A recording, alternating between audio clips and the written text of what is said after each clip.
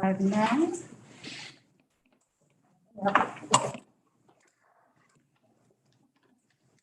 Where's Betsy? Back at the She's State House. at home. Are we good?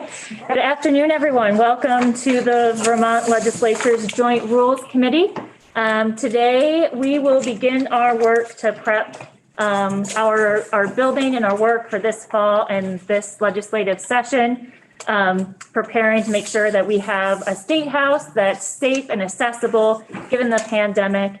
And we take in the great work that has been done by the legislative committee on this, the Legislative State House Advisory Committee. I always get that mixed up. Thank you for helping me with that.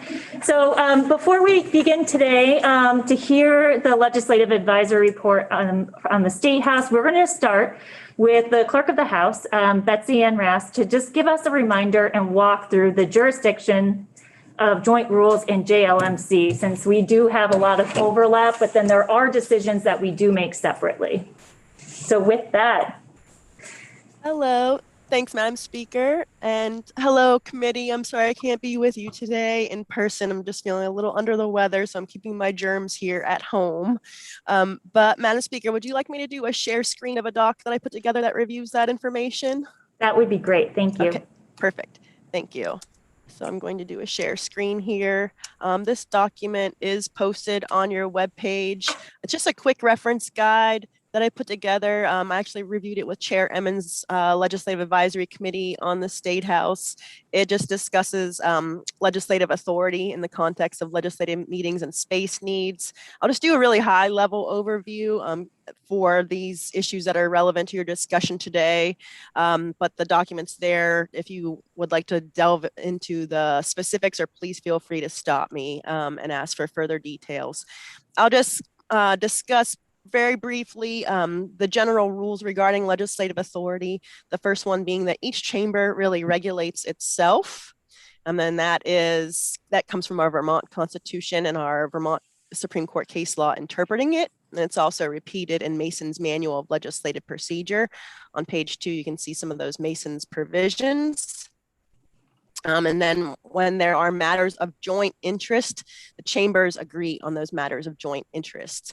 And that's where our Joint Rules Committee and our Joint Legislative Management Committee come in, because those two committees, yourself and Jlmc, are really in regard to matters that affect the two chambers together. I am just going to roll through here and get to the part in regard to joint rules versus Jlmc specifically. When we get to joint rules, the Joint Rules Committee is really on matters of the joint procedures of the two chambers, procedures of joint committees, and other issues relating to joint rules. Specifically, in Joint Rule 7, it provides that the Joint Rules Committee, your committee, shall propose and have referred to it matters relating to the joint rules of the General Assembly. And your current joint rules address things like joint assemblies, bill procedures, committees of conference, and other miscellaneous provisions, including public conduct in the State House. And I think earlier in this document, there is language that specifies public conduct in the State House, what you currently have in your joint rule. Right now, your joint rules generally requires people to refrain from conduct that would create a risk of harm to others or disrupt essential government operations. And it also confirms that presiding officers have general supervision over their respective chambers, and committee chairs have general supervision over their respective committee or hearing rooms. And the sergeant at arms, by this joint rule, is authorized to, presiding officers can order the sergeant at arms to restore order or clear the area in case of a violation of that, of the rules. The joint rules also provide the Sergeant at Arms with general supervision over public conduct in the State House and authorize the Sergeant at Arms to take measures necessary to prevent the disruption of essential government operations consistent with legislative rules. And so from this, we can see that joint rules generally has, aside from joint procedures of the two chambers, it really does have a focus on public conduct within the State House. Joint Legislative Management Committee, on the other hand, has a general focus on the oversight, management, and coordination of staff. I'll just note here with an asterisk that each chamber has its own chamber staff. The Senate has the Senate Secretary's office and the House has the House Clerk's office. Each of those two offices support the chamber operations. So those two offices are really focused on supporting the operations of the chamber, and they are chamber specific, but otherwise all of our legislative staff serve the General Assembly generally. And the Joint Legislative Management was created for oversight, management, and coordination of that staff, the staff of joint interest. The statutory authorization for JLMC says that JLMC shall provide general oversight and management across the offices of the General Assembly, and also has a specific focus on coordinating the operations of the Office of Legislative Operations in its delivery of shared administrative services. You have further details in this document here about what JLMC is supposed to do or what its authority is over staff. It has specific authority over the various offices in regard to offices that have shared services between the two chambers, including the Sergeant at Arms, Office of Legislative Counsel, Office of Human Resources, and the Joint Fiscal Offices. So big picture, when you're reviewing questions relating to, is it a Joint Rules Committee issue or a JLMC issue? Joint Rules is really in regard to joint procedure of the two chambers and the State House generally, whereas JLMC's focus is staffing. Just in the interest of time, Madam Speaker, I can stop here unless you or anybody else in the committee have additional questions before we hear from Chair Emmons. Thank you. That's super helpful. Does anyone have any questions for our House Clerk regarding jurisdiction? All right. I'm not seeing any. Thank you so much. All right. So with that refresher, we'll go on to bring up Representative Alice Emmons, who's the chair of the Legislative Advisory Committee on the State House, to review the report. Please come on up.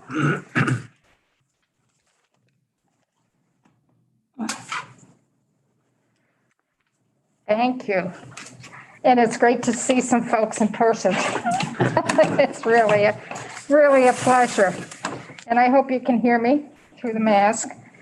And I know that you've received copies of the report, but I don't know if you've read it or not. I'm going to go over it briefly, but I will give some introductory remarks.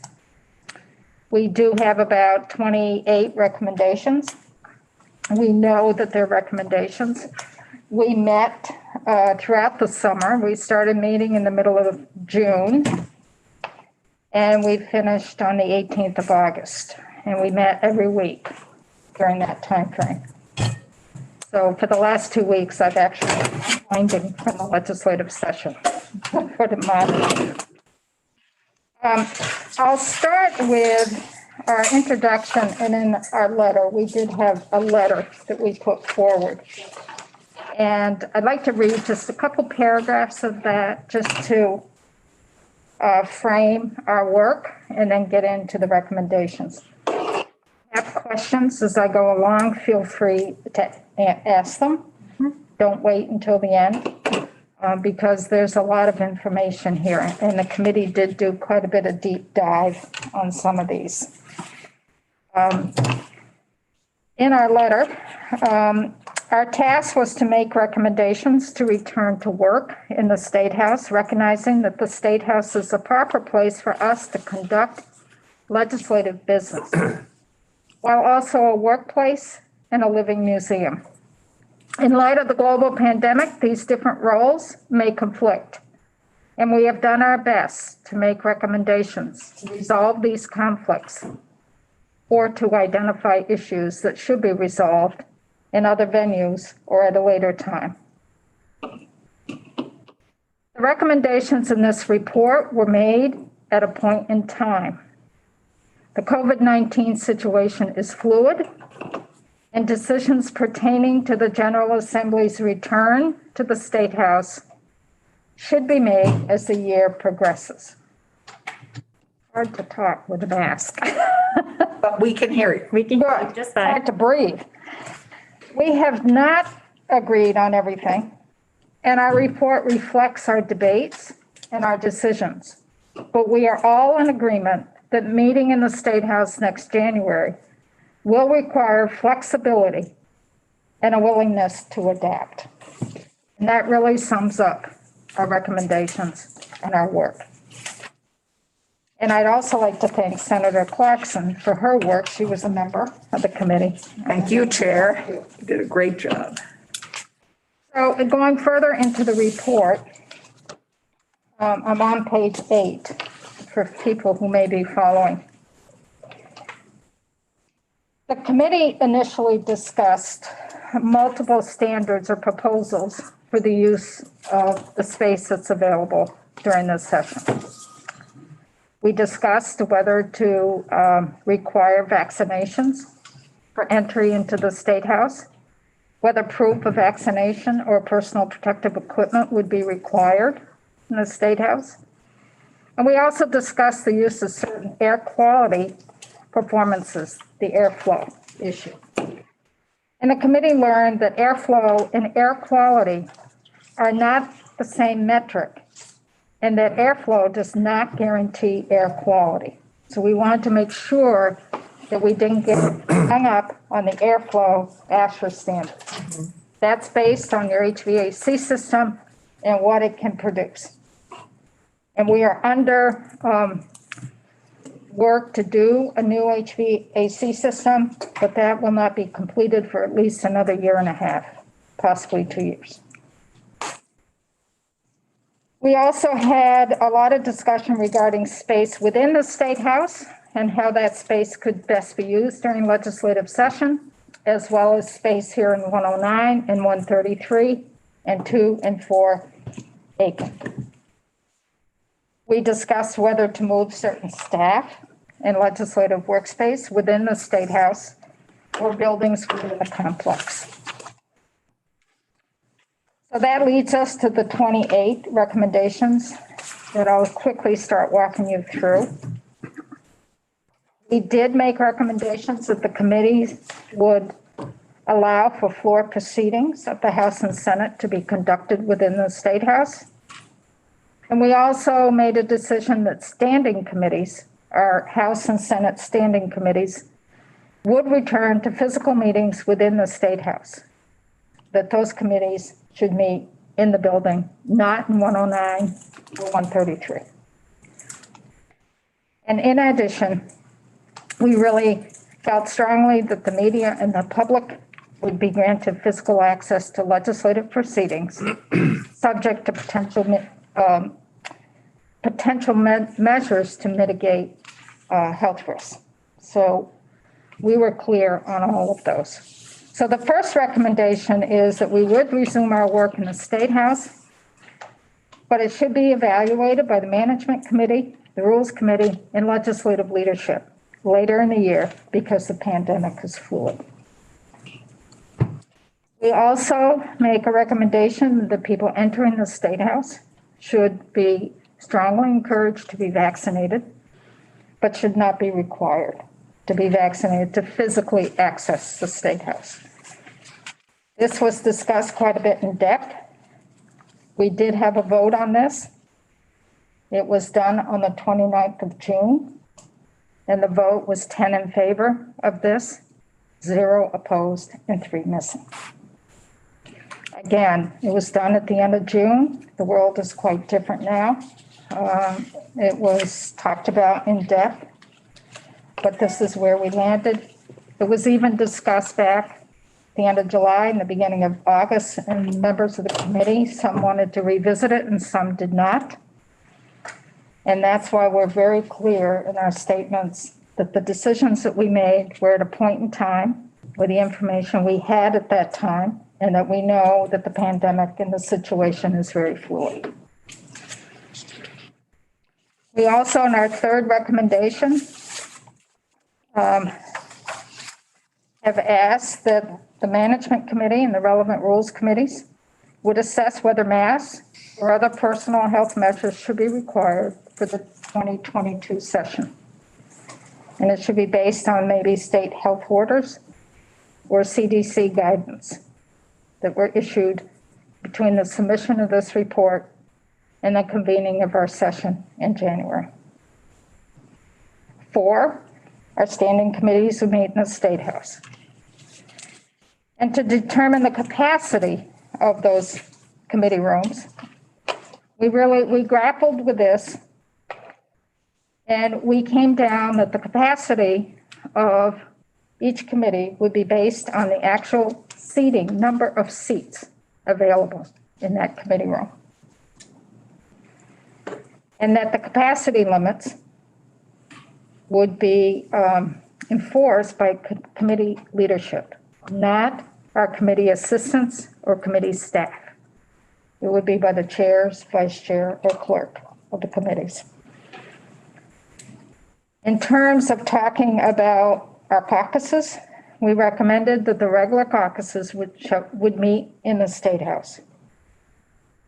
For those unscheduled caucuses or pop-up caucuses that occur during floor debate, they would occur either in the House chambers, possibly the Senate chamber, the cafeteria, room 11, or the lounge, was our thinking. Thank you. I think I saw a hand up, Representative Ballard. Representative Emmons, before we move on completely from number 5, in terms of the capacity numbers in the rooms, if you could just let us know, what was the tenor of the conversation when you've got a situation that there are more people that want to be in the room than can be accommodated?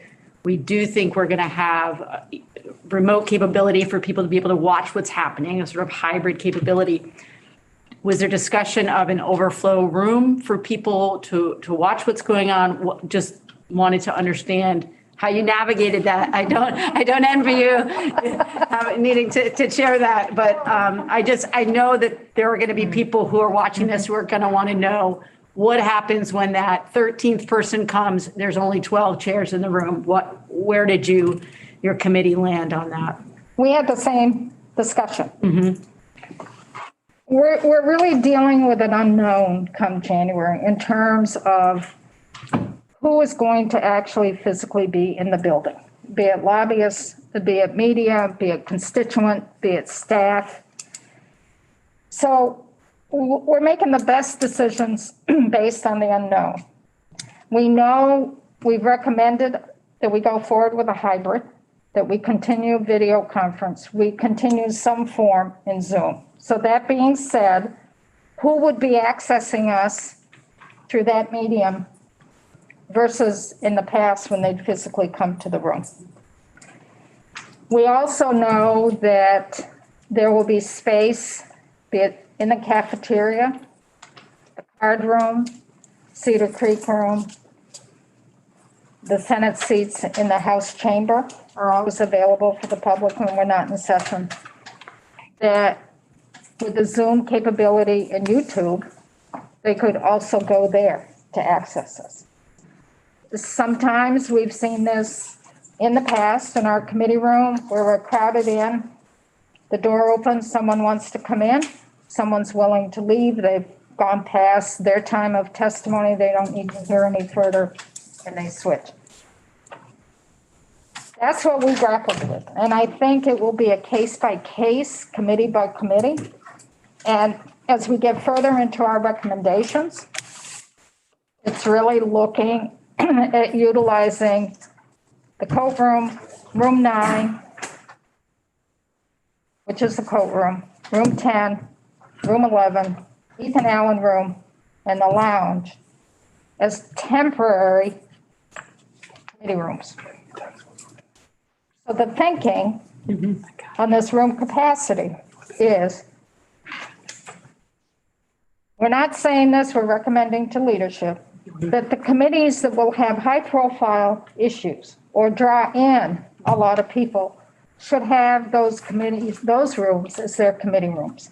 And those committees that don't have as much access would then go into the remaining committee rooms that are there now to help with the seating capacity. That's the thinking. I know that's a long answer. No, these are complicated issues and you don't need to apologize. I just wanted people who may be watching to be reassured that these are issues that you were thinking about. We're going to continue to think about it. I want to make sure people understand that we're going to make sure that the press has access to what we're doing in the building. I think that's very important for people to know. The press and the public. Exactly. We are state government. We are not going to close people off. Exactly. Thank you. And may, as a committee member, may I just add a tiny bit? The numbers we were dealing with were the ASHRAE recommendations for every room, which were really low. And this notion of anyone being, just packing it. So this was the compromise we came to, which was the balance between the ASHRAE numbers, which are the air quality numbers, and the numbers that we felt would give people confidence that the air that people could feel secure and safe in, and that was bottoms and seats. So that's sort of how we ended up with that as the standard. It was balancing it. Yes. Senator Brock? Just a question regarding fluidity. There are days in which particular committees may have a large number of people present, but often not. Is part of the plan to do some shifting on an ad hoc basis in order to deal with demand? What we're envisioning is that we're losing room 11, room 10. So we need some places for those situations where a committee needs to have a larger space for that particular 2 hours of testimony.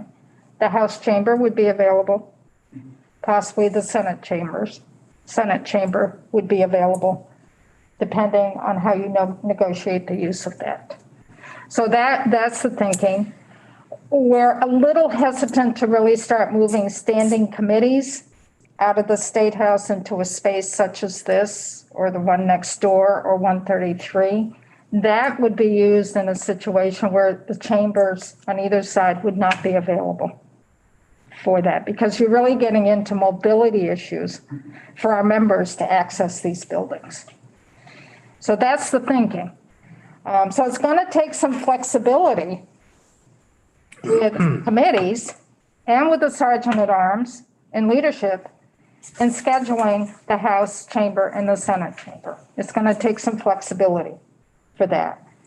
And if you look, and we don't put our eggs all in the airflow ASHRAE standards, but if you look at room 11 and you look at the lounge and the House chamber and the Senate chamber, they hold more capacity than these rooms here do. So that was in our mind. Again, we don't know how many people would show up for those, because this is new territory for all of us. Yeah. Any other questions for Representative Emmons? Do you want to keep on going? Just one thing too that came out in our committee, and this may be something that you want to keep in the back of your mind. One of our committee members, as we were discussing all this, said, what is our goal? Is our goal to make people feel okay in the building? Or is it to make it safe to be in the building? Make the building safe? And, when that was mentioned to us, it kind of puts it in perspective. What is our goal for that? I don't know if we answered that with our recommendations, but at least it's there in the back of our minds. So the regularly scheduled caucuses, our Tuesday caucuses, or when the Senate has their caucus, would be held in the State House. And those pop-up caucuses, the goal would be to keep them in the State House as well, if we can. In terms of joint committee meetings or certain non-standing committee meetings, like sometimes the House and Senate committee will have a joint meeting, that we're recommending there be approval from the relevant rules committees. that the House and Senate chambers could be used for potentially meeting spaces for situations like that. We did have testimony from our House clerk. We did have testimony from the Secretary of the Senate. Also, number 8, standing committees, joint committee meetings and public hearings should have the priority of use of legislative space through the standard scheduling process, which is administered by the Sergeant at Arms. Our specialty and issue caucuses, which there are quite a few on the House side, should meet in 109 and 133 State Street when appropriate space in the State House is not available. And the Sergeant at Arms would coordinate the schedule. The reasoning for that is the special caucuses or special interest caucus, the interest caucuses, they usually meet in the morning or at noontime. And they usually meet in room 10 where you can have food. You cannot do that in the House chamber. You cannot do that in the Senate chamber. And the other rooms are filled up. And we're saying, come over here to 109 or 133 for those. Because the priorities are standing committees and our regular caucuses. That's our priority. The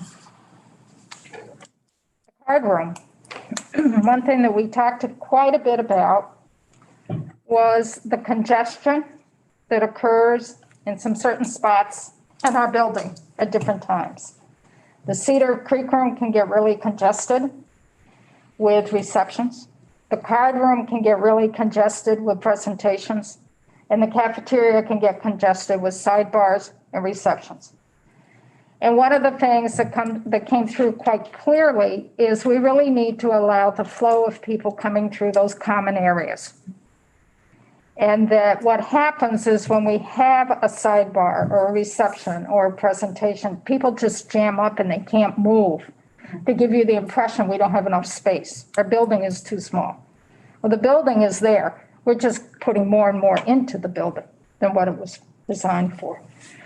So our recommendation for this coming session is that the use of the card room for presentations by advocates or interests, special interests, would not be allowed for this session. And that was to prevent congestion and allow greater airflow. Sidebars and receptions during the session should be held in the cafeteria with a limit of 1 in the morning and 1 in the afternoon. And we talked extensively about this with our Sergeant at Arms who does the scheduling. And this is what we recommended so that you don't cram a lot of people in at the same time. Cedar Creek room should not be used for presentations, large press conferences, or receptions during the 22 session. Again, because of issues of congestions and airflow. And press conferences, those press conferences that are scheduled through the Sergeant at Arms office should be based on space available within the Capitol complex as well. So a press conference, if it's a large press conference, it could be held over here or down on 133. Or if it's really large, you'd get the auditorium downstairs that possibly could be used. In large press conferences, we do say number 13 should be held primarily in 109 State Street. And the committee was split on the use of Cedar Creek room for small press conferences. So this is an issue that I'm sure will encourage a lot of discussion. We know that there are times that there are press conferences that are held in the Cedar Creek room that become rallies. And the concern is that you're just putting so many people in that room, and then you can't get anywhere. People are trying to come through the room. They can't get anywhere. We're saying, wait a minute here. Small press conferences, fine, but when you get into these larger ones, that's problematic. But the question is, how do you define large press conference. And we went round and round and round and round. Having a small one with 400 people. That's right. It's all relative, right? Yeah, it's not relevant. So we did the best we could. And that's why we said that the conferences, press conferences scheduled through the Sergeant at Arms, this is number 12, should be based on space available within the complex. So, also, in terms of the public coming through, like your receptions or sidebars or presentations, we also looked at tours, school tours that may come through, sporting teams that may come in. Again, this was in conversation with our Sergeant at Arms as well as our Capitol Police, that during this upcoming session, the school groups or tour groups, which also would include sports teams, should be limited to no more than 2 tours a day and no more than 25 participants per tour. We don't know how many tours are going to come through. We don't know if any students, any schools are going to come through. But in terms of managing, again, the flow of people, we felt that 25 was a good number. That's about average in talking with our Sergeant at Arms and our Capitol Police in terms of the number of folks that are usually in these tours or student groups or teams, sports teams. We don't want to, we were also clear that if a legislator has family that's coming up or they have guests that are coming in, they don't need to be approved by the Sergeant at Arms for that. We didn't want any confusion there. Schools and legislators should be informed of these group tours, but it would not, if you have family members that are visiting from out of state and you want to give them a tour, you don't need to have that approved because usually there's 4 or 5 people for that. Representative Emmons, did the committee talk a little bit more about staging for those groups, or did you leave that to? About what? Staging, or just because we won't have the normal meeting rooms available? Was there any discussion, or were you considering just? We talked, help me here a little bit, Senator Clarkson. We talked a lot about this at the very beginning, and I think it sort of got lost in the mix. We were talking about like school groups coming in, where the bus would unload. Is that what you're thinking? And where maybe they keep their coats and where they could get an introductory into the legislative process of what they were going to tour. First off, it has to be handicapped accessible. Second of all, you need restrooms. Then we were looking over at 2 and 4 Aiken as a possibility. It is handicapped accessible. There is a restroom there. They could do introductory orientation there. The issue is going to be the kids are not going to walk over here to the State House in the winter at 0 degrees without their coats. They're going to have their coats and they're going to have their backpacks. So that's where we ended up. We really did not make any real decision on what we should do with that. We grappled with that. Well, we did make a recommendation that the immediate legislative. For the coat ring. Yeah, to be the, Yeah. that would be, because that will have an accessible bathroom right there, We hope. we hope. And Don't know yet. that will be the new coat room. And that one of our recommendations is to move the operations team to another spot. So That's going to be a lot of. part of our recommendation is that staging. And that would not necessarily be permanent. Right. But the key is to not have the kids leaving their stuff in one building and then schlepping over in the freezing weather or the rain without coats and stuff. So we really needed to have the coat room in the State House. And we also grappled with talking with the Historical Society because they're also a member of this committee. They go into the Snelling room down here and they tour the museum down here. Could that be the staging point? Yep. But again, you've got coats. They're not going to walk from the pavilion to the State House in the winter without their coats. And again, we don't know how many school tours are going to happen Right. because we just don't know. Huge question. Yep. So those are issues. That's going to be a real long-term discussion in terms of how we're going to go forward this in the long term Yeah. for that. Anything else? Your hands. Go ahead. Doesn't the schools have to notify when they're coming and so they have? Yeah. So Yeah. you can tell them, don't come Thursday or don't come Yeah, Wednesday. it's all scheduled. It's all scheduled, okay. Yeah. And as I said, we worked with the Sergeant at Arms, Yeah. Capitol Police on this pretty closely. Number 15 has already occurred. There's 750,000 of the 2.5. There was 2.5 million left over from the CARES Act last year that was in the appropriations bill this year. It would help to do some of the retrofitting.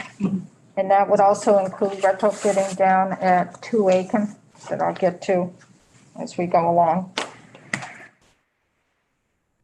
Number 16, this one is a large one. This one's going to require some work from you folks in Joint Management Committee. We continue doing video conferencing and live streaming tools, which we use in the standing committees this past session. We did recommend that they continue to be available for use, but we also recommend that House and Senate Rules Committees and Management Committee need to really look at developing protocols and rules for the appropriate use of these tools, including protocols on when to use them, when to allow persons to participate through video conferencing, and how to police inappropriate use of the tools. I would also recommend, when you pursue this, to have a real in-depth conversation with our legal counsel, Michael O'Grady, to talk about some of the public records issues that may be percolating and use of our videos. He testified, and this really opened our eyes a great deal. That's why we have this recommendation here. The key questions for the Management Committee and Rules Committees should address on whether and how floor proceedings in the House and Senate would be live streamed or recorded, whether YouTube is the best tool for use, and how long recordings of floor proceedings and committee hearings should be retained on the internet or alternately in our state archives. These are real policy issues that need to be grappled with if we're going to pursue doing our video conferencing, our Zoom, and live stream. There are some real deep issues here, and we did not get into that into depth, but we heard enough on the surface to have us concerned to make this recommendation. In setting us up for video conferencing and live streaming with testimony from Kevin Moore, our IT guru, thank goodness we have Kevin and his staff. We asked for $900,000 from the CARES Act to go towards purchasing equipment that would be needed to fit up our committee rooms, and also to help fit up our chambers with AV technology and video conferencing. And these funds were approved.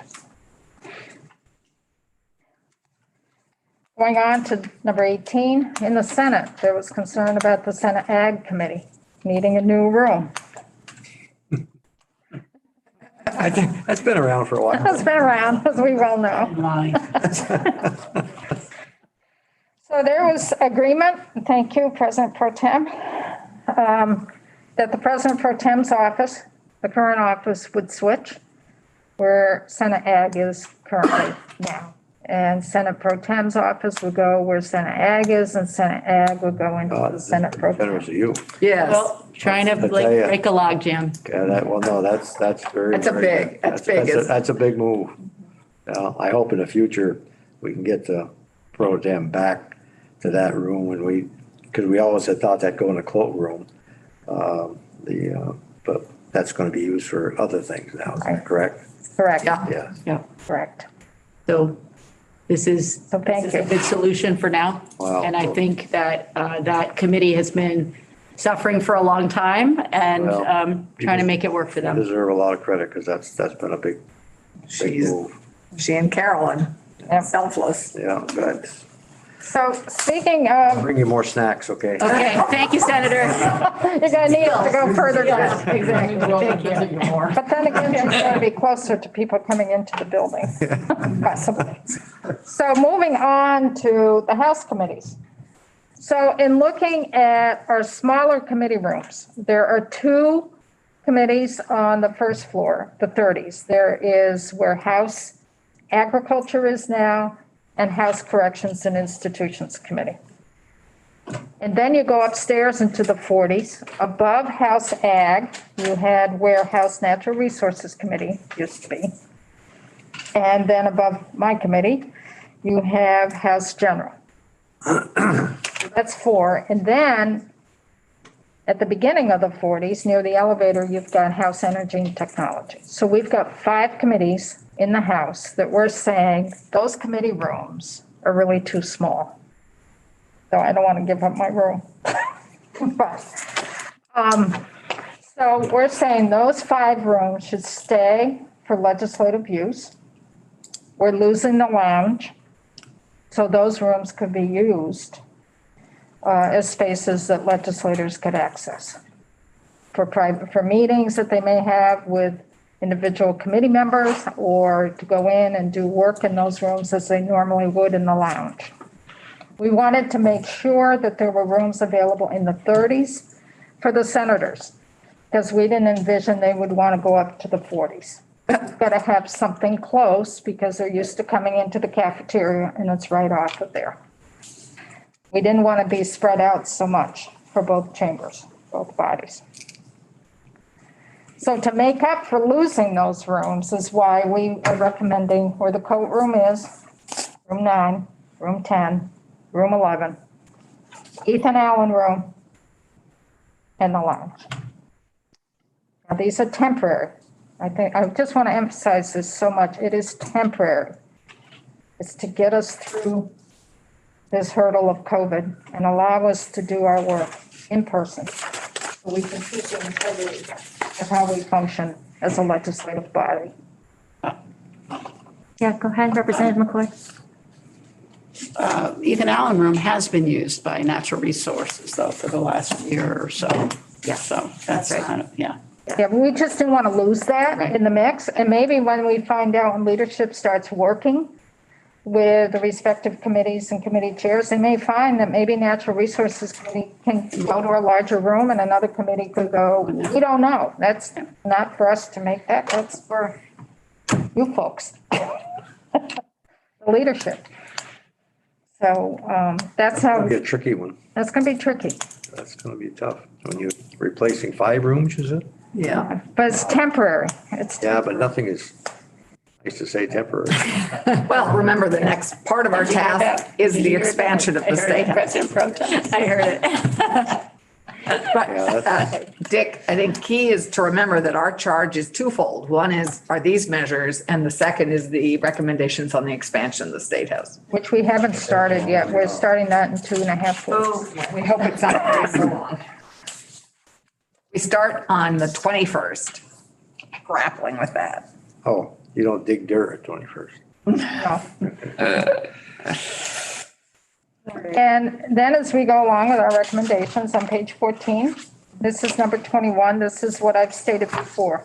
The House Rules Committee should assign standing committees to the State House rooms converted into legislative committee rooms based on the perceived need of legislative standing committees for physical space. So that goes back to what I said previously. You know, we know there's some committees that are going to have some high profile issues.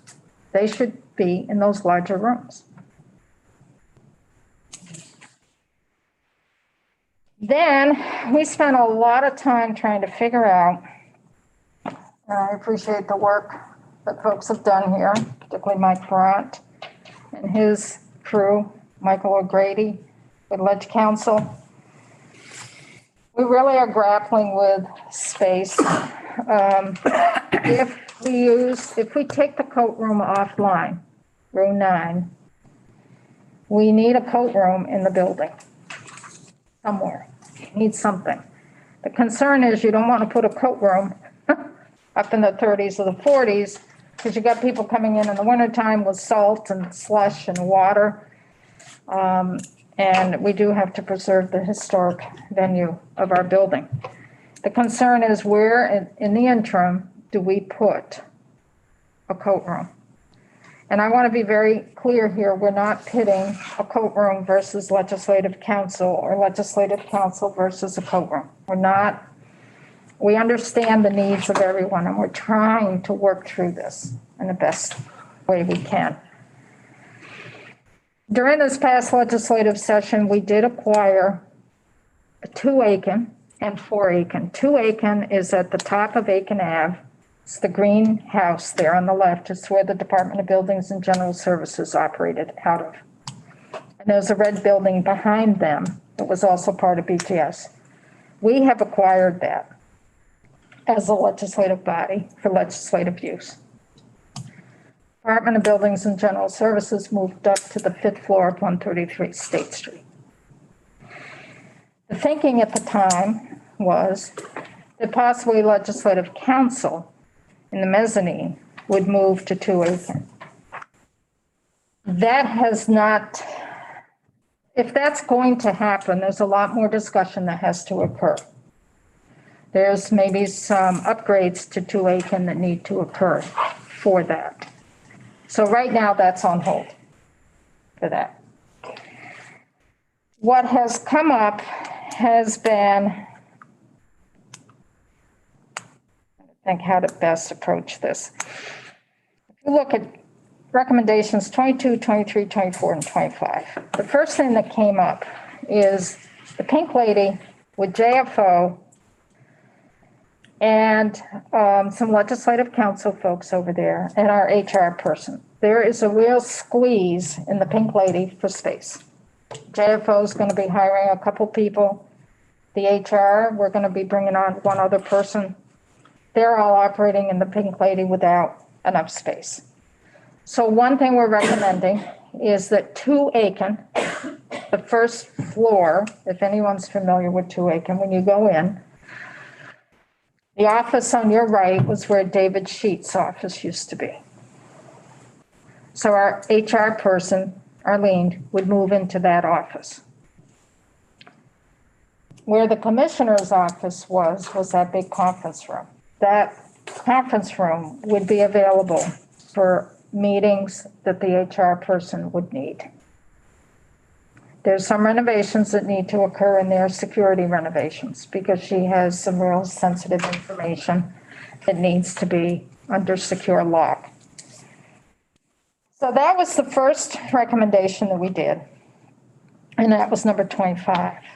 That then opened up, if we're starting to look, and Mike Tarrant was a trooper in this, in really trying to find space for his operation.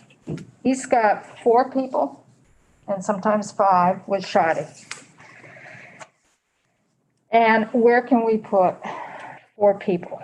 Because the thinking was if we could open up that space, again, on a temporary basis, where Mike Ferrant's office is, if we could open up that space for a coat room for this coming session. So people are coming in that side door and then they're right there. They don't have to walk through a lot of the state house with their boots and coats. And then that feeds into what Allison was saying about students. What's also at play there, possibly, I don't know, the Sergeant at Arms did mention they're seeing a real need for a gender neutral bathroom on the first floor so that they don't have to go up to the 4th floor. The thinking is that little conference room there, right across from where Mike's desk is, to convert that possibly into a single-use bathroom. We don't know yet. Depends on plumbing. It depends on what's under the under the floor and the foundation. We're working with BGS on that. So this is really a movable piece.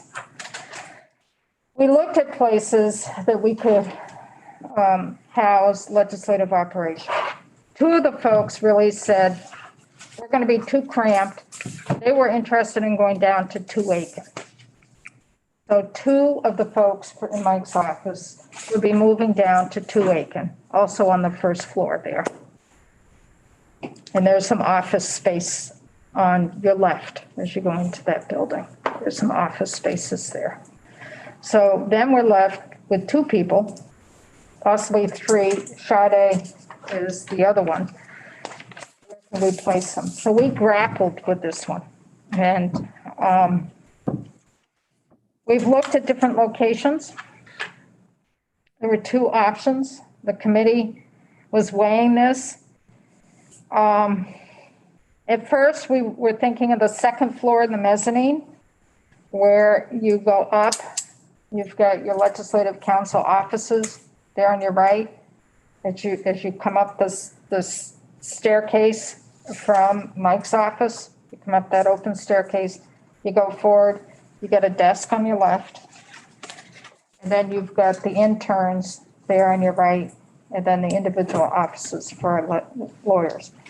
At that desk on the left is where we're thinking that might work for Mike. And then there's also another desk there that might work for Peggy. That's where we were. At our next meeting, there was thought of maybe converting the space in front of the cafeteria where the couch is with the two lamps and where Friends of the State House do their sale once a week. Maybe convert that with temporary walls for Mike and Peggy. That really didn't fly. And then someone mentioned, what about, we're not using the card room. So what about down where the ramp comes down into the card room, temporary walls in there and block that off. So the committee was going back and forth, and we came down that the preferred space would be that card room with temporary walls, and the alternative would be the open space up there on the second floor of the mezzanine. I think that decision is still up in the air. It's a tough discussion. It really is a difficult discussion. There was also thought, Mike and his folks put out, that they could use one of the committee rooms that was being vacated in the 30s. The concern on that from some of the committee members was that's legislative space for legislators, and a real concern that that was going to be used more for staff. And there was real concern there. And that's why we didn't go down that road. So that issue is, still needs further discussion for that. It's a difficult conversation. It's a difficult decision. And there's no right answer. And I just want to be clear, we're not pitting one thing, a coat room, against our staff. We are not. Absolutely not. It's just, we're looking at space and trying to figure out how we can come back into the. But we will need a decision sooner rather than later, because to do that, even that temporary construction will take time to do before we arrive in January. And we did ask BGS in terms of the cost, and I can't remember what it came up to. Do you remember? No, I didn't bring those notes either. I don't remember. Maybe Mike does. That's okay. We Have It wasn't more time to exorbitant. hear. Yeah. Just like the toilet. It wasn't too Well, bad. that depends what you get into. Right. But they thought initially that it would be manageable, that they could do it. They're still looking into it and trying to figure out. Go ahead, Senator Yeah. Hawes. I'm still concerned about you're replacing 5 committee rooms. Why aren't they staying as committee rooms? I mean, you're 5 committee rooms, but you're still maintaining Ethan Allen room for a committee room or the, which I'm surprised because it's a committee room now, and couldn't that be?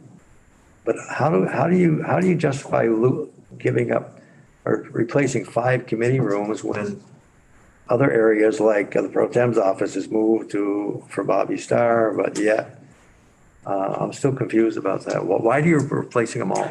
Those are the 5 smallest rooms. But they've worked, I mean, there's no large room anywhere, but why all 5 of them? Senate transportation is bigger than those rooms. Those But are all small 5 of rooms. them? Yes. Oh, my gosh, yes. And you're putting in 11 members, and then your committee assistants, so you get 12 folks. And just the air circulation and the air quality is just a big challenge in those rooms. Are they all the square footage, same square footage, right to it, right? My rooms and the room across the hall from me and the rooms right above us are the same. The one at the top of the stairs, when you go up to the 40s, if you take a right, the elevator's there. Even And then energy and technology, that's even smaller. But if you're going to limit how many people come into the room this year, if your room used to have a bunch of chairs, if you limit that to 6 chairs, for example, doesn't that make it better? But then you get 11, automatically you have. No, I 12 understand the people. committee, but I'm saying testimony, folks, if you cut that back down, doesn't that make it better? You're still putting in 18 to 20 people in a very. You don't have to though. Well, then you're going to say who from the public can come Well, we're in. going to do that with any committee room. I But mean, they would have a seating capacity of more than 6. the plus of moving and using room 11 or room 10 or the coat room as a committee room is you can just get more you could get more of the public in, more press, more public. And you can make people feel more comfortable about the air. The other problem is that the house part of the building has the worst air quality. And so right? well, I don't know Allison? about. Well, it's not so much air. No, they're Let me two tell you. different, It's two different systems. In the institutions room downstairs, you can stay awake for about an hour and that's it. The rest of the day, ask anybody and I've been on that committee. that's right. You know what it's like. So So- that's not a reason for. Yeah, I think what we can do in a future meeting is talk more about the details about the challenges with the space, because we have had, especially in the 40s, we had to move a committee down just because of some of the health issues, and that was Right. before the pandemic. So we can dive into that information. I just want to make sure, I know you have more recommendations to Not get. many. Then we can open up to more discussion Okay, if we all need right. to. Okay. Okay, let me see. So then 26, we're almost ending here. We're also recommending that legislative leadership and BGS should initiate planning, construction, installation of a new HVAC system. We have taken on the institution side steps on this. Last year, not this past session before, we appropriated $500,000 to go out and start looking at what is the issue with our HVAC system, what are some of the options going forward. Freeman is the contractor that's looking at this. They're coming in with different options on what we can do. We have also in our capital budget this past year, for our 2-year budget, we have put in $2.5 million for FY '23 for replacement of our HVAC system. So we're working on this, but we really wanted to make a statement that we need to replace the HVAC system. And we want to do it as soon as practicable so that we can improve our airflow and help improve the overall public health environment within the State House. And one thing that Senator Clarkson referred to is that the airflow is better in the Senate committee rooms and in the House. We have 3 different systems of HVAC system in there, 3 different. They're all connected to the same system, but 3 different parts that were done at different eras. Different times. Some in the 70s, some in the 90s, and then an upgrade in the 2000s. And they're not really interconnected with each other. They are, but they aren't. What can happen for the Senate committee rooms, there can be an overflow. So if they know that there's going to be a lot of people coming into that committee room for a particular hearing, if BGS is given enough forewarned time, they manually can reset the amount of airflow coming into that Senate room. Right. They cannot do that for the rest of the State House. So that's one of the issues there. Under a new HVAC system, it would all be the same. So that's one of the issues that's at play here. You better, It's his fault. it's his fault. He's never done that for our committee. In 1970, I did that. 1970? Yeah. You were part of the You born? I installed the original system in 1970. No, you didn't. All right. So lastly, And one of the last issues that of course came up was using air purifier units in our committee rooms. And we did not have enough information on this. Matt, Romy, I did a lot of work started to do some work on this. Yeah. And we've asked them to continue for the management committee and the sergeant at arms to review portable air purifier units that could be used in committee rooms or other spaces. We don't know how effective they would be. And in some of the committee rooms, it might take up too much space Yeah. for that. So we didn't make any determination, just a recommendation, you keep looking at it. And then, of course, the 28th is the future expansion of the State House is needed. The advisory committee is going to start meeting September 21st to start that next leg of the process. I don't know where it's going to lead to, but we're going to start our work. And I don't know how many meetings we will have this fall, but we will do our best for that. So that completes the report, and we do have a conclusion that you folks can read at your leisure. But we really want to say that our legislative process is really based on us all working face to face and building relationships with each other. And we want to keep that in place. And Zoom could carry us through in the interim, but to continue may have some real detrimental effects in terms of how we operate as a General Assembly currently and in the future. And I think we really need to weigh that. What do we want to gain? But also gaining a lot, are we going to lose a lot? And to really weigh that. And also our constitutional responsibility for government to be accessible to all Vermonters, regardless of where they live, or their economic status, or who they are. And how can we balance that and make sure that people feel okay being in the building and providing access to their government? So that was our work, and that's our recommendation, and thank you. Thank you, Representative Evans. I think I can speak for all of us. We really appreciate the hard work the committee put into this. I know it was not easy, and as this is an evolving situation and dynamic that we are dealing with right now. And so I understand that is a point in time, but there is a lot of really helpful information here, and we'll continue to work together as we work through this. I saw a question from Senator. I'm going to hold it. Okay. So at this point, we have just a little time set aside for discussion. I would ask Representative Evans to stay just to be part of this conversation, or just to keep it with you as you continue the work thinking about the long-term plan for the State House and the Capitol complex. But my question to all of you is, we've heard in this report recommendations and background on some of the discussions you've had about how to manage the space for committees and for members, for our chambers, for staff, and for advocates or the general public who are coming into the building. We know that we have space issues to deal with and make decisions about. And then we also have policies that we need to think about and make decisions on regarding expanding and keeping access through Zoom and through YouTube. Are there other things that have been on your mind or that you have been hearing from other members or constituents that we have not touched on today, thinking about how we open up or how we navigate now together or prepare for January?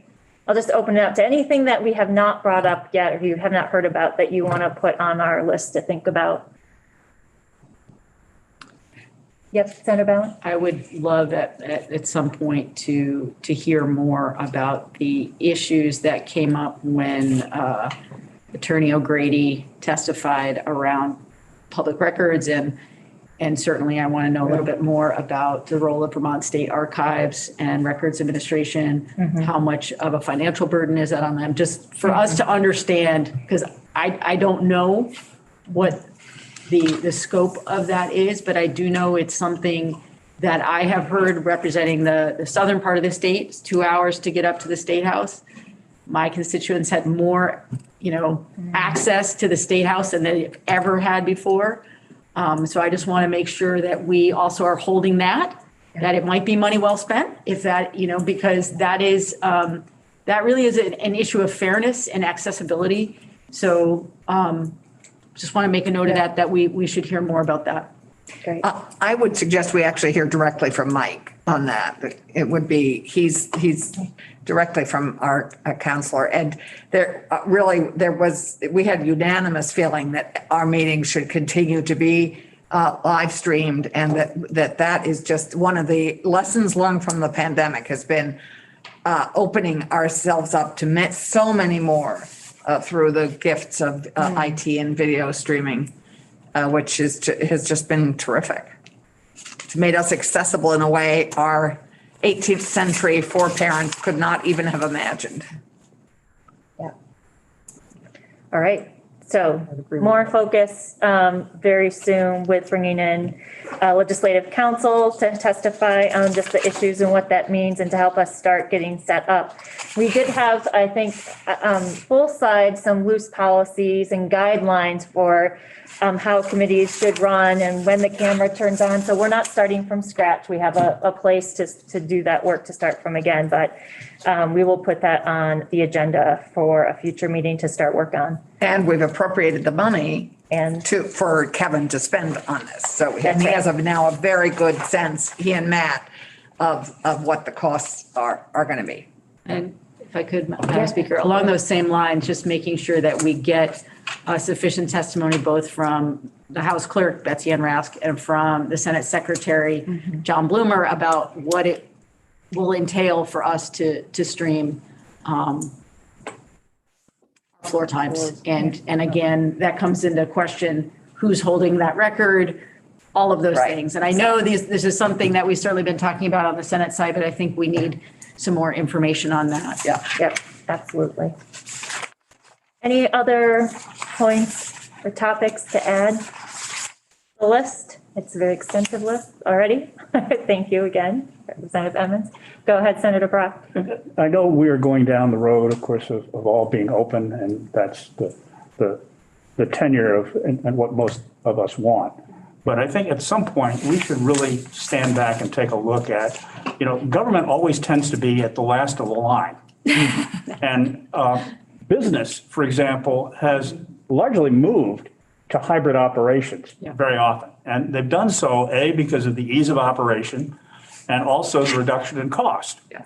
And when we calculate how much it costs for all of us to travel back and forth to Montpelier for meetings that don't necessarily, that are informational as opposed to meetings that are decision-making, at some point, I think we ought to take, in effect, a task force and just take a look at our operations, because I have a feeling that part of the reason that we're going the way we're going is because that's the way we've always done it, which is the worst way in the world to make a decision for the future. The world of communication and business and doing business with each other has changed. And it's been changing for years. We just haven't caught up with it yet. And so I'm just saying, I think we ought to revisit how we do all of these things. Mm-hmm. Absolutely. No, I appreciate that sentiment. And, that's why I think taking the step and moving forward and keeping our committees on YouTube and Zoom and keeping that option open and doing that this fall and first session is really important. But I totally hear you. And I'd also add, we started out here by saying that we were going to go all live for the summer committee sessions. And I'm on a frighteningly large number of summer committees. Sorry, Senator Brock. And I haven't been to one yet in which everybody's been there. Yeah. And so it may be on paper that we're all going to be here, but it is not happening in practice. Now, as a classic example, I chaired the Joint IT Oversight Committee meeting last week. 50% of the people were present. We couldn't even have a quorum present. And an additional complication came up of needing to go into executive session. And this is just a side issue. Yeah. Right. The notion of going to executive session when you've got members on Zoom, to me, is a non-starter from a security perspective. Right. And that's something we ought to be thinking about also as to how we deal with that. Yeah. All right. Absolutely. That's a really good point. Okay. Writing that down. Okay. Any other topics that we haven't put on the table yet? Okay. May I just say, I just want to say a thank you to Alice for leading us and navigating some pretty thorny paths. And this report represents some of the points that we couldn't come into agreement on, and we lay those out. But Alice, you brought us to more agreement than I ever thought we were going to get to. And I really applaud your work as leading us through that. So thank you so much. Thank you. Thank you so much for your work. All right, we will keep in communication with you. Thank you for the committee. This is on our webpage and was emailed to you. Thanks to our House clerk, we have put together a document which is the recommendations from the Legislative Advisory Committee on the State House into a document that lays out what are those points, whose jurisdiction it is, based on the conversation that we had at the top of the meeting, and gives us a roadmap of how to start making these decisions. And so I would love for you to spend some time after this meeting walking through it. What I'll be doing in consultation with all of you is starting to put together the timing of what are the decisions that need to be made within the next couple of weeks. What do we have more time on? There are some decisions regarding session that it's just too early for us to make because we don't know what COVID will look like at that time. But having said that, as you've heard today, there are lots of things that we need to work on now to prepare for that and for the short term. So again, take a look at this document and be in touch if you have any questions, and we'll be coming back. My goal is for us to have a meeting in about 2 weeks to start tackling some of the short term decisions that we need to make now. So with that, unless there are any other questions, we're going to move to our last agenda item. Is there any other points or questions about that before we move on? Okay, great. Let's see, I think Melissa's going to come and walk through. So members, we are moving on to the State House mask requirement. The policy, the draft policy is on the legislative website on our webpage. It was emailed to you. I believe we do have hard copies available for those of you who would like one in front of you. And we have Melissa, the first assistant clerk, to help walk us through. Thank you. Would you like me to share a screen? Yes, please. And if you have the hard copies to pass them this way, did you want one? I wanted a hard copy. I only have one hard copy, but I can. Oh, no, that's fine. Here, I don't know. Yeah, I'll just share with my colleague here. Okay. It's all good. Thank you.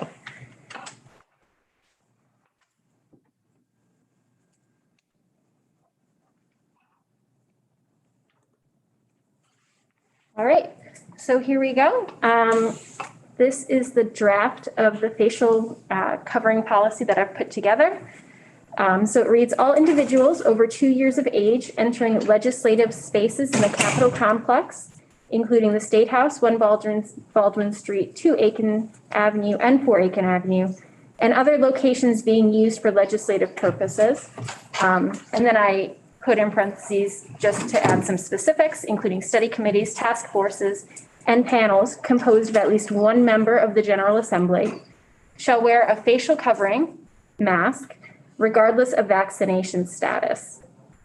The facial covering shall completely cover the individual's nose and mouth.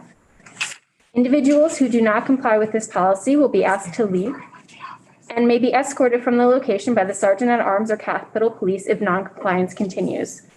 Now you'll notice the next part is highlighted and in red. And I did that because this was language that I did add today after a draft had already been sent out. So I wanted it to be very clear what was new language from, I believe it was sent out on Friday. The Sergeant at Arms and/or Capitol Police is authorized to escort a member of a committee, or a chair may choose to not recognize a member of the committee until that member is in compliance with the facial covering policy. Are there any questions so far, or do you want me to read through and then Yeah, we could read through and then I'll give a little bit more framing and then we can open up for questions. Okay. And comments. That would be great. So the next section has to do with exemptions to this policy. It reads individuals with a medical condition that prevents the safe use of a facial covering and individuals seeking a religious exemption from this policy shall notify the sergeant at arms of need for such exemption. The sergeant at arms shall require a note from a medical professional indicating the need for medical exemption or documentation indicating the reason for request of religious exemption before granting any appropriate exemptions. Again, new language as of today prior to this meeting.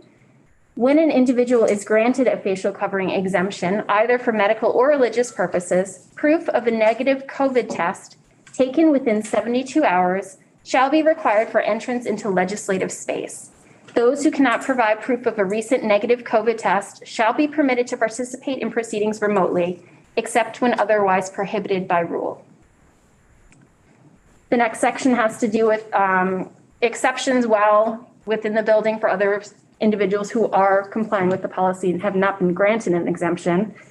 And that reads, facial coverings may only be removed while eating in the cafeteria, eating in a private office, or when an individual is alone or with members of their department in a non-public area of the State House, and all present in that room agree that they are comfortable with others removing their facial coverings.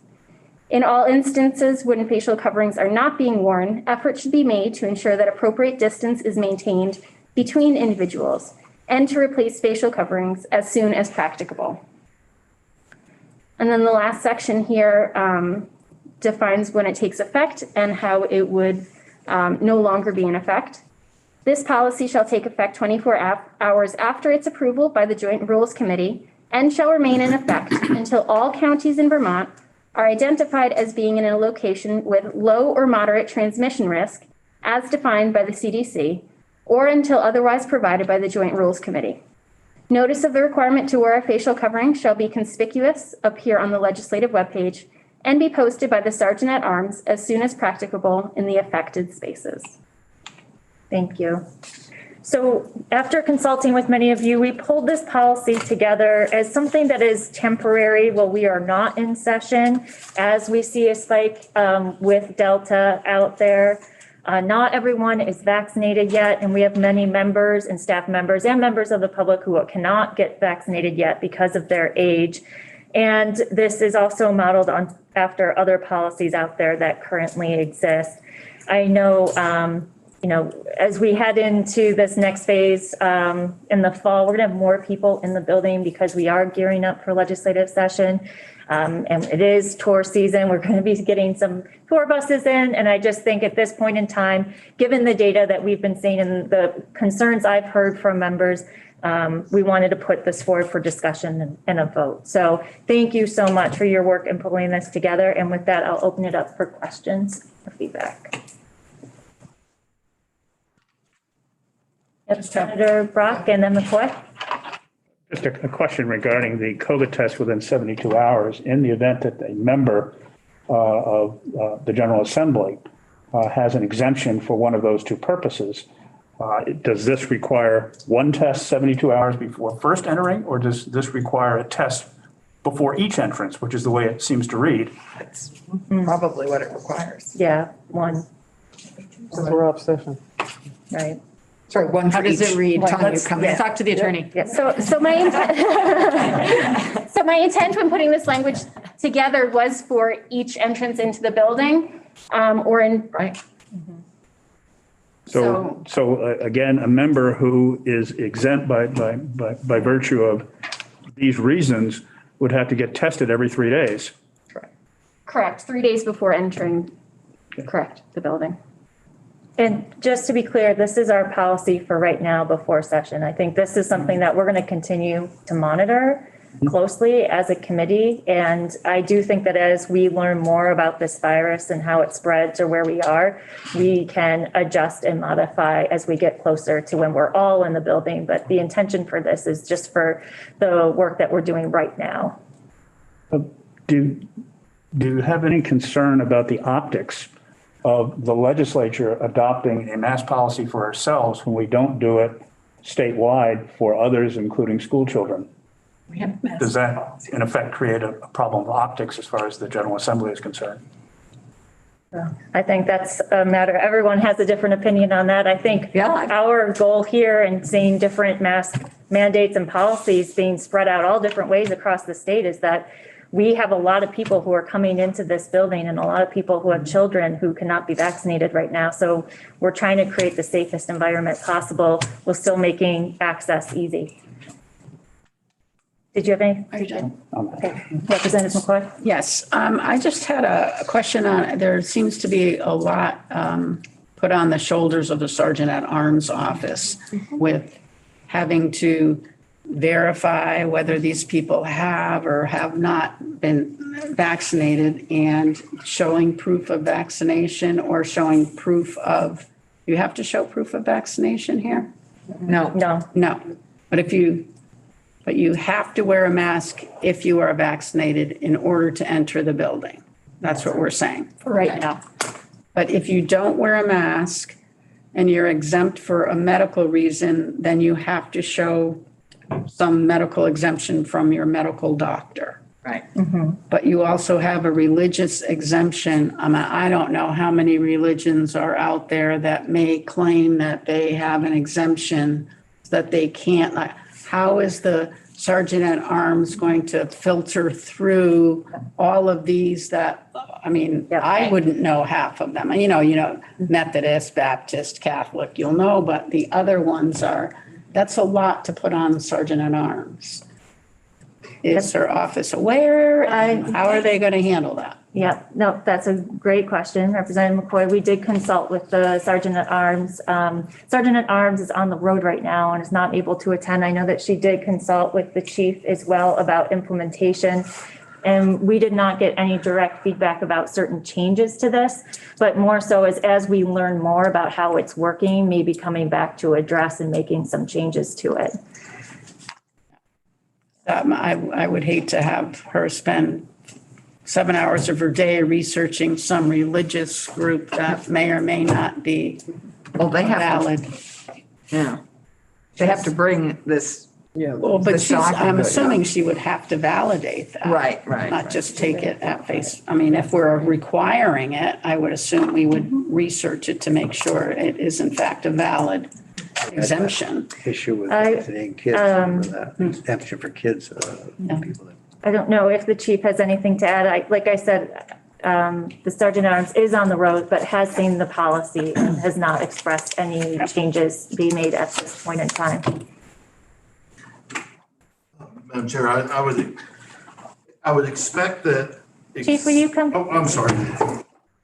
Can't see you. And they can't hear you. And they can't hear you. All right, sorry.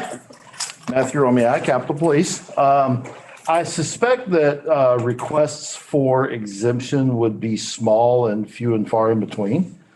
The way that I read this policy is laid out, generally the default is thou shalt wear a mask. And if you're going to try to obtain an exemption from that, then quite frankly, we deal with the medical necessity forms dealing with parking every year. So You're saying there's a few of those? Is that what you're saying? we need to pave the front lawn, but anyway. Honestly, I don't know that there's going to be a lot. I mean, there's no one in here today. Perhaps when we get into session, if we're still under a mandate, then it may be a little more burdensome, but I certainly don't think it's going to be a landslide of exemption requests. It may not be for us, but the public has to also do this. Right.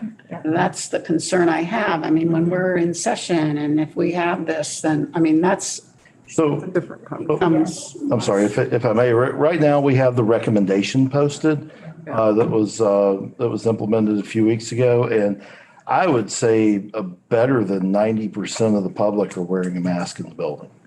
So it's not really a big pushback. They're wearing them every day.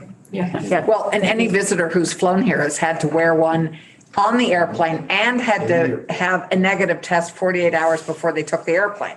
So they're all, anyone who's traveling is now very used to this. One minor concern that I do see in this is the 72-hour rule for testing.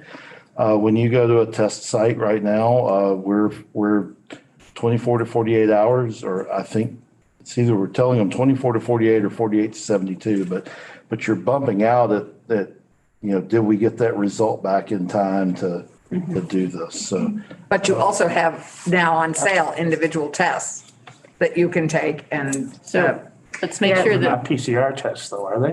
they are not. They're tests of questionable validity in many circles. So I see, I don't want to wait too long. I've seen that the clerk has had her hand up. Oh, hello, thank you. I was just going to mention, I don't think this language necessarily requires the sergeant at arms to confirm that it is a legitimate religious exemption. It's just that an individual would need to provide documentation indicating the reason for the request for a religious exemption. And if that is done, then the person would be provided an accommodation for entry, which is that proof of negative test. Thank you. Okay. Senator Clarkson? Is there, with our mask requirement at schools, which is they're masked until they're 80% vaccinated, right? That's our masking policy at schools. Is there a religious exemption in the school masking program? No. So I'm just going to ask, why are we doing a religious exemption for the State House? Yeah. So I'm going to send that one back to the lawyers. Sure. So the reason for the proposal of the religious exemption is because the State House has a number of groups of individuals in it, including employees. Employees would likely be required to be permitted a religious exemption. It's not necessarily settled law, but it's clear that religious exemptions have been granted for other things in the past, not necessarily for masking. But by offering that opportunity for a religious exemption to a member of staff or an employee, and then prohibiting another individual sharing the same space, that same opportunity, isn't necessarily advisable. Thank you. And I gotta say, normally religions mask. If they're a religion, I don't know a religion that you have to take your mask off. I mean, that's what I question that as well. I don't know a religion that requires you never to put anything on your face. Usually it's you're covering your face or your head so that's kind of a, I don't know, very gray area for me as well. Yeah.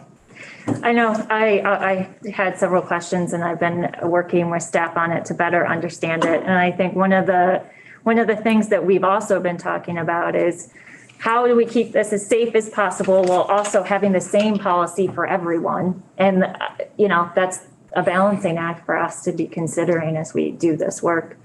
Senator Brock? That is one of my major concerns as I read this, because again, those who can't provide a recent negative COVID test can participate remotely. And I'm thinking about members here.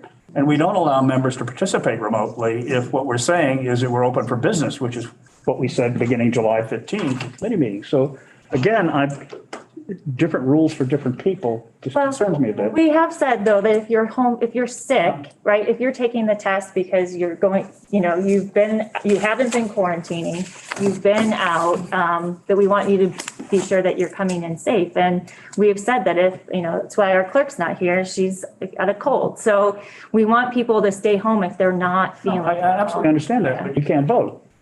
That's right. So again, if you're a member, you can't vote. Right. Yeah. So we're all being treated the same, though. Yeah. And again, the question is that what the majority wants to achieve here? Yeah. Mm-hmm. Right. Other questions? Feedback? I just want to be assured that we're revisiting this, that this Yes. isn't the end all be all. So, okay. This Yes. is, well, if I may. Yes. We had been hearing from staff members, folks within the legislature who had to be in the building, and they felt like, given that we're in a time of a highly contagious variant, this was, Yeah. yeah, just to be clear, this is not This is not a temporary rule or policy. This is for where we are in right now with the pandemic. And I just want to echo Senator Brock's concerns about the 72 hours. So I have a child both my kids are back in school. I have an 11-year-old who cannot be vaccinated. We've had numerous scares within the school. In the last month, I've had to get 3 different COVID tests, and each time it was at the tail end of the 72 hours. It was not 24, and there were no rapid antigen tests in my county. And so depending on where you are, you have better access to testing than in other places. So it is a concern. I share that concern. So I'm not sure what to do about that, but I just want to say I hear you. Yeah. Well, 72 hours is the longest of that. I mean, we're not doing 48 hours, we're doing 72. I'm saying if you are to Senator Brock's point, if you are a member of a committee and you are planning to be present in order to vote on a policy and you're trying to get the timing right, that's my point. Right, exactly. It's challenging. And additionally, if you have the test, how long does it take to get the results back from the test? That's what I'm saying. And it depends on varies. where you are in the state. I mean, Correct. in our neck of the woods, we get it back in less than 24 hours at Mount Escutney. But it may not be in another, In St. Albans, we do not. so. So Representative McCoy. McCarthy. McCarthy. Boy, McCarthy. I'm like looking at her. And I'm seeing other hands behind you. I think it's important for us to dig in on the exception to what will be the norm. But I just want to make it really clear that if legislators are wearing a mask, they don't have to worry about testing under this policy at all. Right. Exactly. Thank you for that. Thank you. Thank you. Yeah, I mean, we Bringing us really back. went down Exactly. the rabbit hole, but I just wanted to Exactly, get bringing us back. back. Thank you for I also- pulling us out of that Representative rabbit hole. McCarthy. I also just wanted to say to Senator Brock's earlier comments about the message that we're sending, like the relief that I had before sending my daughter back to school, that our school district happened to be one of the majority that said, we're going to have a universal masking policy, at least in the beginning. You know, that, I would hope that we're setting the example where we're being as cautious and protective of ourselves and our staff and the public that comes to interact with us. So I'm all about the optics of adopting this policy. Right, and I see Eric, do you have your hand up? You were gonna speak, can you come to the table, because we can't see you. Sorry. Especially since you've been around for so long. Yeah, we want to, The 70s. Yes. Madam Chair, for the record, Eric Philcorn, BGS. I just traveled internationally recently, and there was a rapid antigen test that we were able to take in our hotel room and turn around in 20 minutes via video conference. So if you're not differentiating between a PCR and an antigen, there are ways to get a test. So I just wanted to say that out loud. Yep. Thank you. And we can consult and keep an eye on the Vermont Department of Health average turnaround time. I believe right now it's around 32 hours, but we can keep an eye on that. And like I said, we will be starting to meet on a more regular basis. So with more information, we can adjust the policy as needed. Is there any more discussion? Are you looking for a I'm looking for motion? a motion. I would move that we accept the masking policy as presented today. Thank you. Do I have a second? I'm happy to second it. Right? Any further discussion? Seeing none, I'll start the vote. Give me one more second. All right. Representative Long. Yes. Representative McCarthy. Yes. Representative McCoy. Yes. Nope. Let me start over. Senator Ballin. Yes. Senator Clarkson. Yes. Senator Mazza. yes. Senator Brock. Yes. And I vote yes. We have passed and approved the mask mandate for now, and we will continue to monitor the situation as we meet. Thank you for that. Does anyone have any other topics or business for our next agenda?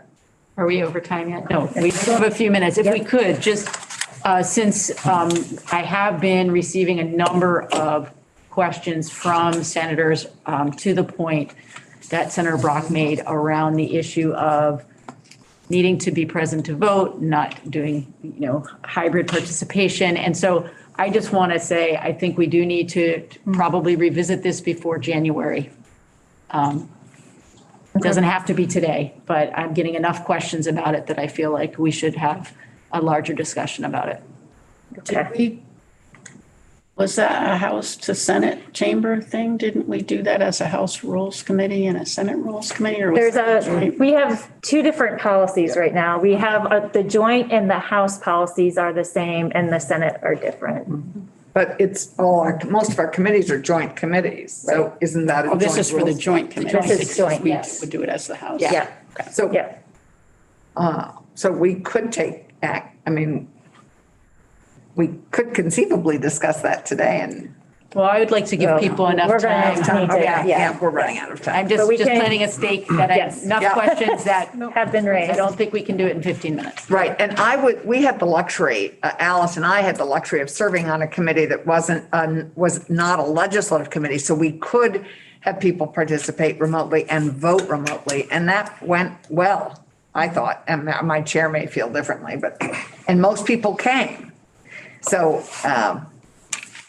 anyway, just to let you know that we've already had one committee doing that in a hybrid fashion. So, yeah, go ahead.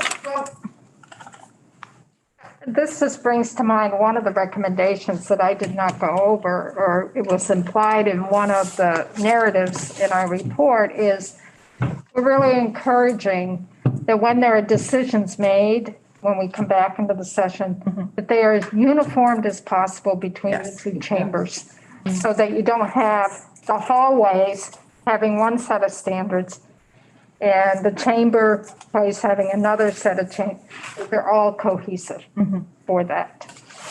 So this brought that to mind. The other thing we also are recommending, that we recommend to everyone, if you're not feeling well, access us through Zoom. Yeah. And don't come into the building. Yeah. Thank you, Representative Emmons. Are there any other points or agenda items for future meetings that folks want to raise now before we adjourn? Seeing none, we will adjourn and be on the lookout for an email for our next meeting, which will be in the 10 to 14 day range, hopefully. Scheduling has been a little tricky these days, Where are but we meeting? Are we meeting remote or here? here. No, same place? Yep. And if, for those of you who have not been in this space yet, this is part of our new State House, Capitol complex. So please take a look around and see the additional meeting rooms that will be available. Yeah, because Dick, there's one in there and one there and up where the police are at the moment. Yeah. Where Matt can happily show you the stacks. All right. With that, we are adjourned. Thank you, everyone. Thank you, Madam Have a great rest of your afternoon. Thank you very